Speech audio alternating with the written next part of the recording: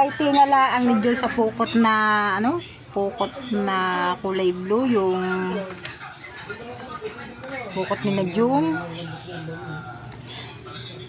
Yan, tinga lang po ito. Alam niyo po ba mga kamarikit na ito ay nangangagat? Yan. Ito po ay tuminga lahat sa lambat. Yan, kita niyo po, ang iba ay wala ng mga ulo, kinagat daw ng kinagat ni Jules.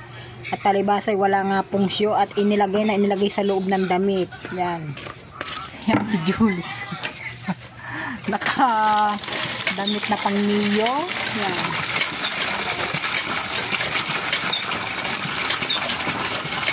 May pang ano na nga naman. May pang ulam na, napakaraming pang ulam sa mga kamarikit. Yan. May nagalaw.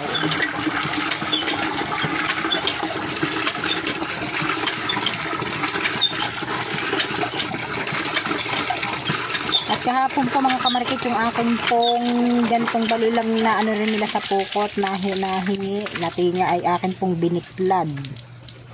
Yan, may malalapad na yung iba'y maliliit pa lang.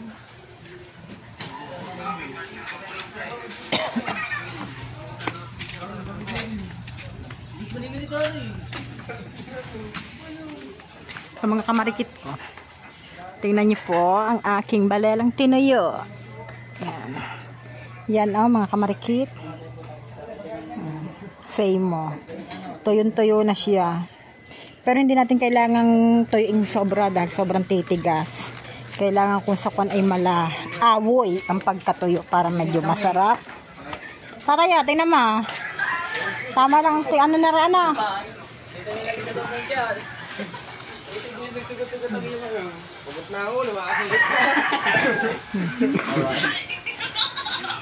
Bibikla din na lang uli natin yan.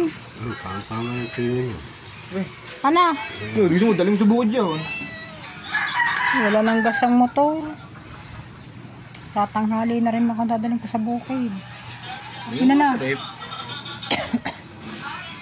Magidin na lang ako sa bukid, Jules. Ipamimigay ko laang. Kamang dito nandi. Hindi ang maganda din eh. Bikla din ko na lang uli. Silbing, ha? Dala mo silang ganyan. Silbing pang ulam pa natin. Yung ganyan, ha? Ipamimigay. Hindi, pagbili mo. Pagbili mo lang ng ano. Ito, kwenta isa. Yung kwenta isang biraso. Ano? May bango. Ilagay pa sa init mo. Yan, bango. Painitan pa po daw uli natin, sabi ng tatay. Dati po ang ganito mga kamarikit na balila ay nagwa 1K po ang kilo. Ayan, safe na safe. Ay, wala na masyadong init.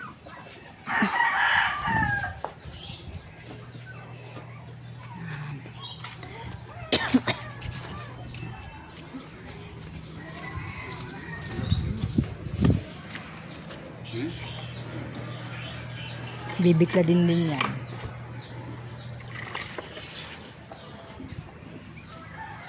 Beklad para may pang-ulam. Hey! Si Mingming naman, unahan agad ako. Mga kamarikit to, sasalubungin natin.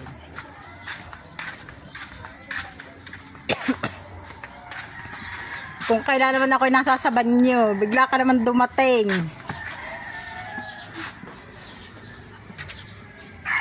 Naka-blessing naman. Tatay, singsungayan na.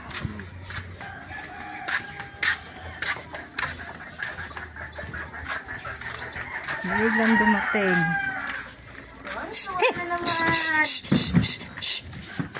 Balangan.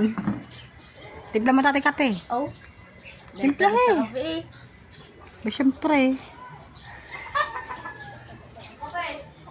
Sa ibabaw.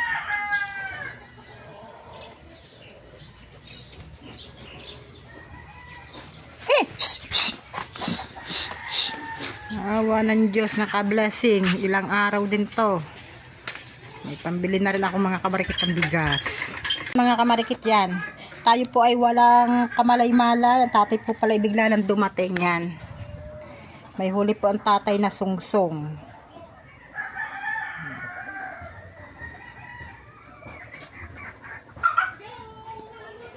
Ang tatay po ay lagi po mga kamarikit na pumapalaot, laging nagtutulingan, lagi po naman lugi yan. Napakagandang blessing po nito mga kamarikit yan. Akala ko kung ano na yung sungsong. Ayan. Dose, dalian mo.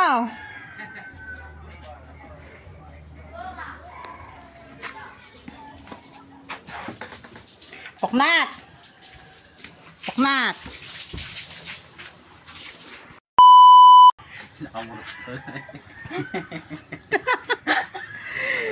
Hindi sana igisingin ng karne.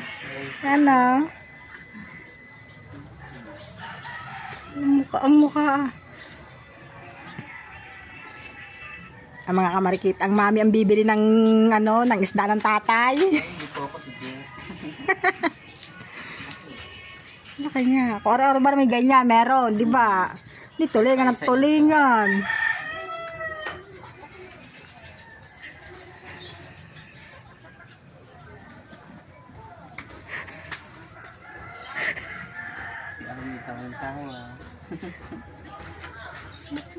Liling. Oh.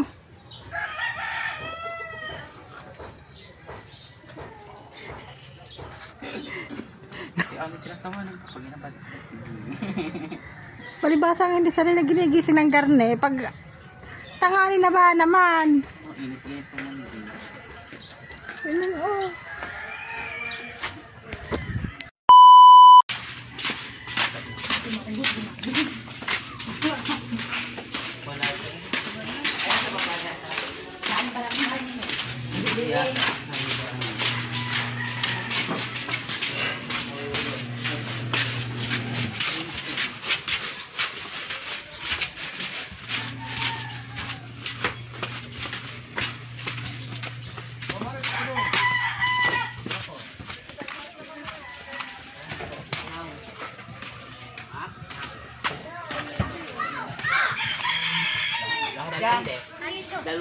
Dalawang pangkilaw, yung kilaglit. Tapos yung daro. Mamaray bababa. Mamaray, buhati mo na. Kilawin. Dalawang kilawin. Sa kaya ay... Kilaglit. Ang kilaglit po naman.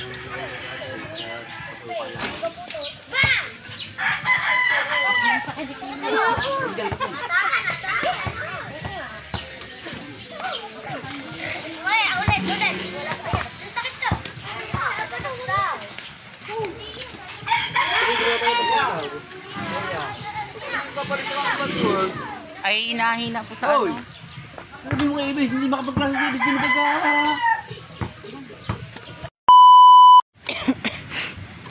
Yan po mga kamarikit to. Tinatanggalan po ng tatay ng katig yung isa naming bangka. Ipapalit po yan doon sa bangka pong ginagamit na isa dahil pong batangan po ng ganyan ay napakadelikado. Babad na po dahil nagkabutas ay talagang pagkakalambot na. Ay tag-amihan na po mga kamarikit. Kaya po ang gagawin po ng tatay, ayan po muna ang ilalagay. Total ang bangka po naman yan, wala pa pong makina. Gawa nga ang makina nga po yan ay nasiran. Ang makina po ng isang bangka ay nasira, kaya pong makina po nito ay siyang napalagay doon. Kaya bali nangyari po, ito pong bangkang yan ay wala pong makina at sira. Yan. Total hindi naman po siya nagagamit pa. Pwede pong gamitin, kaso nyo nga lang po ay wala po siyang makina, kaya ito po tatanggalan po muna ng tatay. At ipapalit po, ilalagay po doon sa isa. At tayo po ay maghahanap po ng ganyang katigin kung saan po tayo may mabibili, dahil pagka ganito pong December mga kamarikit, pagpasok po ng simbang gabi, ang ganyan pong mga katigin ay napakatibay. Kumbaga, sabi nga po ng matatanda ay taga sa panahon.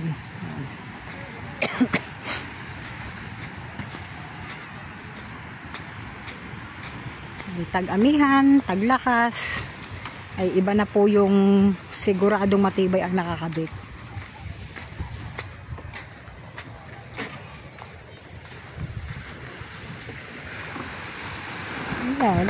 Lapok na.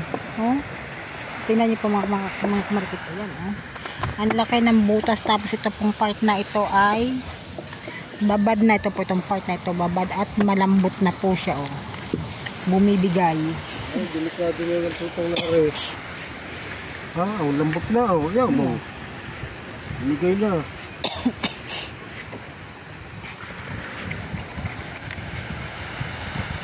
Yan. Siguro yan matagal lang ano yung sobrang nipis ng pagkakatalop. Kailan, di ba kailan lang naman ang bangkang yan? May 1 taon na ba yan? Mag-1 taon na sa atin sa February, di ba? December. Ha? December ito eh. Hindi natin December binilan, January yan ha. Di ba nang binilan, hindi pa sinadya lang sa YT. Parang binili yan ng birthday ni Ralby, January 26.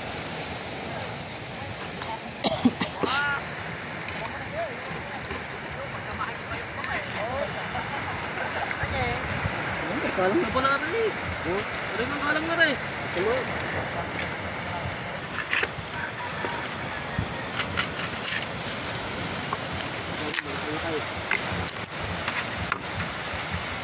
Magkasang haba ba yan?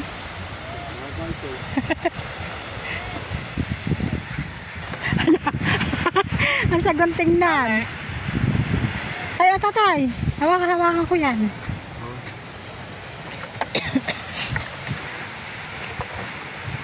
Lambot na yun.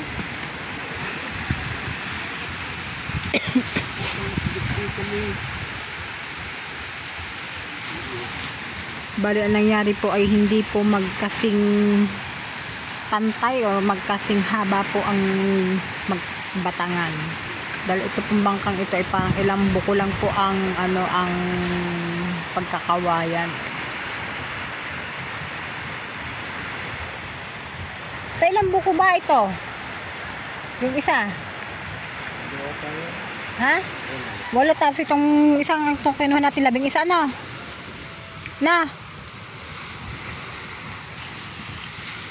Wala nga naman putulin.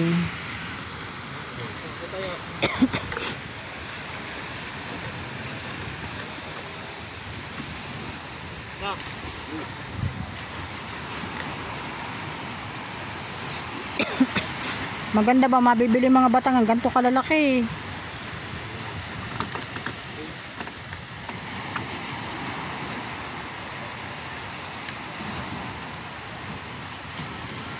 Yan, si Marnel po yung nagtatali. Kala ko, bumikit na yung bangkay, Eh, hindi po naman talaga namin mapigilan mga kamarikit na hindi siya pumalaot. Dahil sabi nga po niya, kung hindi po daw siya papalaot, talo po daw siyang manghihina. Yan.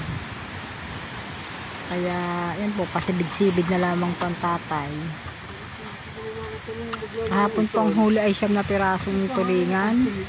At paano po ay nakapanggasolina. Ngayon po ay talagang ang huli po 1 piraso ay lugi. Dahil wala nga pong naipakilo.